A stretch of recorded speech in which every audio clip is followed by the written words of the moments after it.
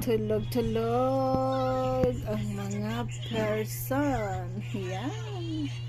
Ang yaya nasa gilid. Napagitna yung mga madam.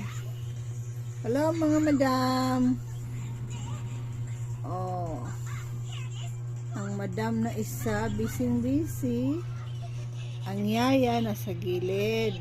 Binabantayan. So, ganyan. Pagkatapos maglinis, sila naman yung binabantayan ko. Oh. Hi! Hello!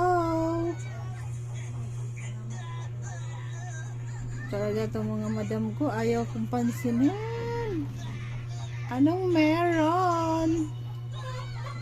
Wala silang pakialam sa akin. Busy talaga sila.